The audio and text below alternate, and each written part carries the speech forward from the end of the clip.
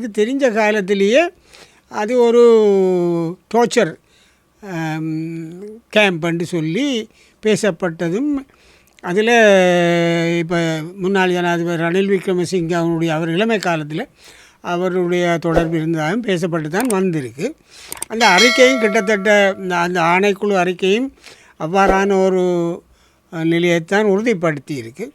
அதன்படியால் இது காலங்கடந்தானாலும் உண்மையேக்கான வழிகொண்டு வந்து அதை பகிரங்கப்படுத்தி அரசாங்கம் செய்வது சரியென்று நான் நினைக்கிறேன். அவரும் சேர்ந்து எல்லாரும் சேர்ந்து எங்களை அப்படி எத்தனை பட்டலம் இந்த மண்ணில் நடந்திருக்கு.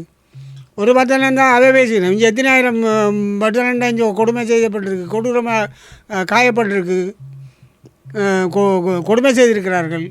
அந்தபடியாக இல்லை, அது எல்லாத்துக்கும் விசாரணை நடக்க போதும் இல்லை. இதுக்கு தான் ஆணைக்குழு நியமிச்சது. நடவடிக்கைகள் வந்து இப்படியெல்லாம் எங்களுக்கு செய்த அநியாயத்துக்கு நீங்கள் ஏன் விசாரிக்க முடியாதுன்றது ஒரு கேள்வி எழுப்பலாம். அது செய்வோம்.